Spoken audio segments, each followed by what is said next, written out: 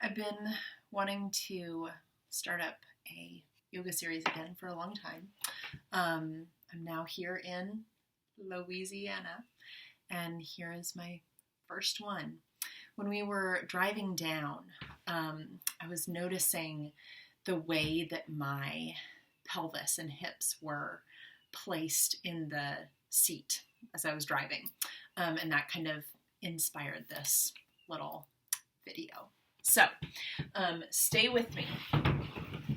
I just wanted to show you some of the ways that we move our hips and that we hold them in everyday life. So, you might have this is super exaggerated for the sake of understanding the way that your pelvis is sitting. So, you could have it super tipped forward. You could have it super underneath, could have it tucked in. Somewhere in between is probably like normal for you. Often, a lot of lower back pain happens when we're not holding our weight well in our pelvis, because that gets things cattywampus in our lower backs. All of the weight from our organs and all of the bones in the upper 2/3 of our bodies are then placed, not super optimally, on our hips and pelvis. And then the weight gets even more cattywampus as we're walking around like this or walking around like this. This may be a familiar stance when we're sitting over our cell phones, over the wheel, over our laptops. And so one of the things that a lot of my work has focused on in yoga is opening up our hearts, which I think has some societal implications as well. But today what I wanted to focus on is what's sometimes called the mula bandha, which is our hip and pelvis area. So the mula bandha is a theory, a concept in yoga philosophy and yoga anatomy that talks about the way that energy moves through our bodies. I think of it as the way that breath moves through our bodies.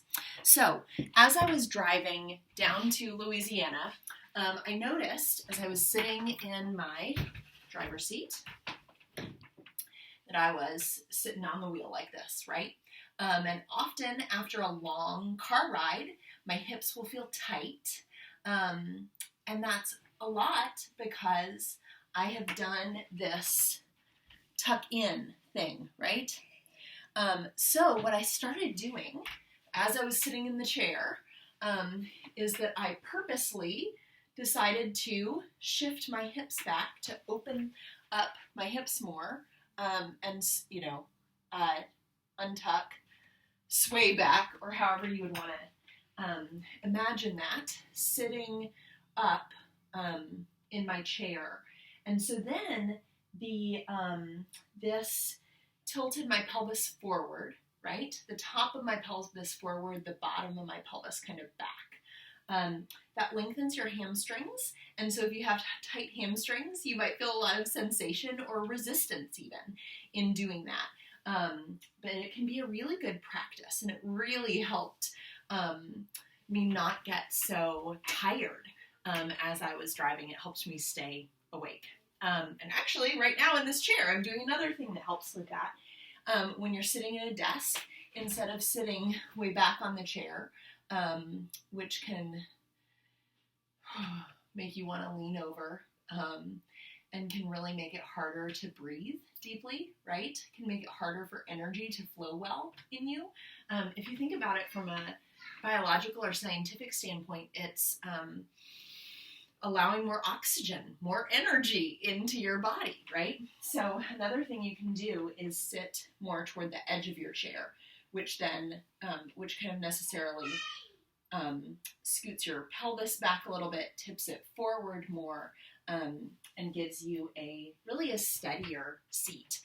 It places those sit bones, those bottom two tips of your pelvis, in a different position that makes it really nice and steady. That's part of what we work on when we sit on the floor with our legs crossed or with our legs out in front of us. We're kind of working with those hamstrings that might be short or tight because of the way that we often move and live in our bodies in this day and age. And it's something that we can work on while we're sitting too. One thing that I did even this morning when I was sitting down at the playground, actually, I was sitting on the bench. I sat on it on the edge like this. That's what I'm doing. And then to add a little bit more sensation and stretch, I brought one ankle over my other knee. And then I continued to tilt my pelvis forward. There's a lot of sensation right here in this outer hip. And then what I try to do is just sit with that sensation. You don't want it like super sharp and like painful and gripping, although you might notice a little bit of a desire in yourself to like harden up against this pain, against this sensation that's a little bit uncomfortable. And part of the work of yoga, of yoking our bodies, our breath, our attention to our bodies, is becoming comfortable or becoming resilient in the midst of a little bit of discomfort. So one of the things that you can then do, sitting at the playground, watching your kid run around, is put one ankle over your other knee and breathe deeply, whatever sensation you might be feeling there. If you want more sensation, you might bring that ankle a little bit higher up your thigh, or you might start to press your knee down. Now, where you'll want to press your knee down is toward your thigh, not toward your knee or your shin. And you'll want to flex this foot a little bit because that'll activate the shin muscles, which then activates the muscles in your knee to protect it from the torque. That's one of the difficult things of our beautiful, super special knees, is that torque really, really messes them up. Another thing that you can do is lean forward a little bit. That gets the sensation going really nice and strong. And then, of course, you always want to do it on the other side, too, where you may be walking around a little bit weird. It's creating sensation in my glutes and even a little bit in my low back. You don't want any pinching or burning feeling. That's the nerves saying that they're getting crunched, and you do not want crunchy nerves. But getting a little bit of stretch sensation is really, really beautiful for our pelvises.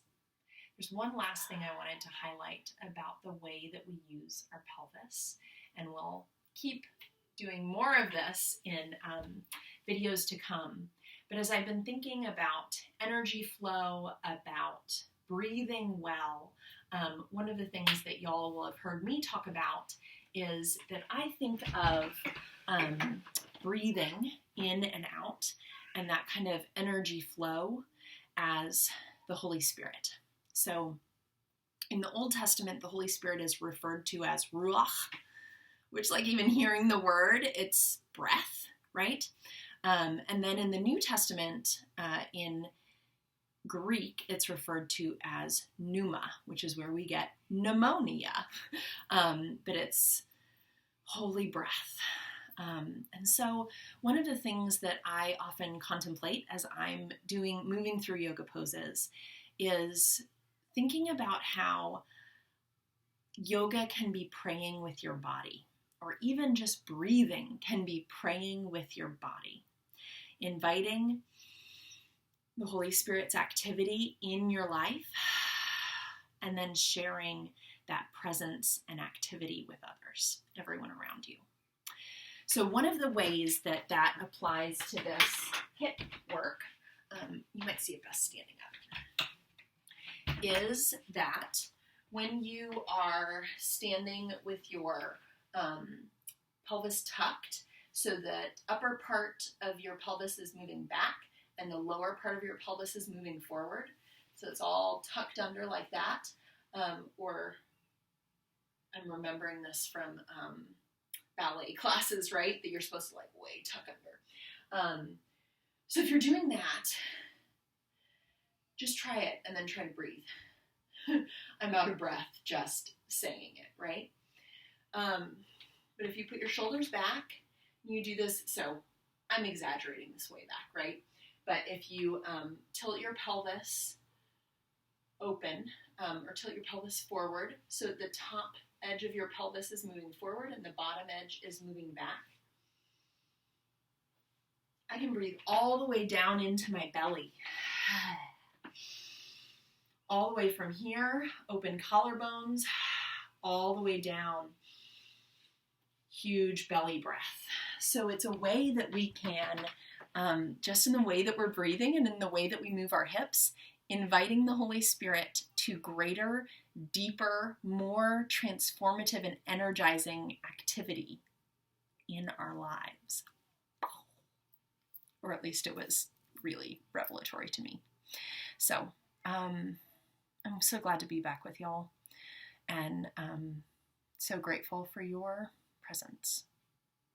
I'll be back soon.